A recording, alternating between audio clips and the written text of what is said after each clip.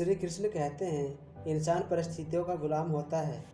पुराने समय की बात है, एक दिन राजा अपने मंत्री के साथ अपने राज्य के हालचाल देखने के लिए निकलते हैं। वो देखते हैं कि एक किसान पथरीली और उबड़ खाबड़ वाली जमीन पर गहरी नींद से सो रहा था। उस किसान को देखकर राजा अपने मंत्री से कहते हैं कि जरा इसे देखो, ये बेचारा इस असुविधापूर्ण स्थिति में भी कितनी शांति से सो रहा है। मंत्री ने कहा, महाराज, ये किसान अब इस परिस्थितियों में ढल गया है, इसलिए वो अच्छे से सो रहा है। और एक हम हैं जो इतनी अच्छी सुविधा के बावजूद भी अगर थोड़ी सी अड़चन आई तो ठीक से सो नहीं पाते। अब उसने अपने इसी लाइफ को एक्सेप्ट कर लिया है।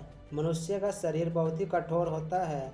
उसे जैसी व्यवस्था मिलती है वैसे ही वो अपने आप को उन परिस्थितियों में ढाल देता है। राजा ने अपने मंत्री से कहा कि मुझे ये बात सच नहीं लगती है।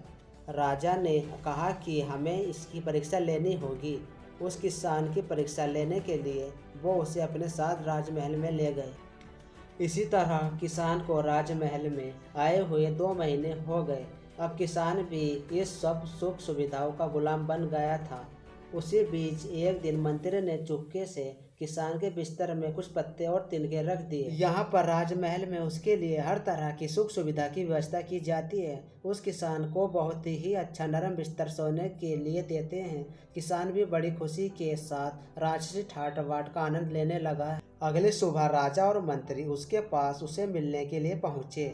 उस किसान ने राजा से शिकायत की कि उसके बिस्तर में कुछ चुभने वाली चीज़ है और इस चीज़ की वजह से उसे पूरी रात ठीक से नींद नहीं आई। किसान को तो अब इन सब सुख सुविधाओं की आदत लग गई थी, इसलिए वो बिस्तर में ऐसे पत्ते और तिनके रखने की वजह से सारी रात करवटें बदलता रहा। उसकी नींद भी ठीक से पूरी नहीं हो पाई। किसान की बात सुनकर मंत्री ने तुरंत राजा से कहा कि देखा महाराज, ये वही किसान है जो कि पथरीली भूमि पर भी गहरी नींद में आराम से सो रहा था। अब तो इससे पत्ते और तिनके भी चुभने लगे हैं। देखा महाराज, मेरी कही हुई बात सच निकली ना कि मनुष्य परिस्थितियों के अनुसार ढल जाता है और वो परिस्थितियों का गुलाम बन जाता है। किंतु ये अब 2 महीने में तो राजमहल की विलासितापूर्ण जीवन का आदी हो गया है। तब राजा को यकीन आया कि इंसान जिस परिस्थितियों में रहता है वह वैसा ही हो जाता है।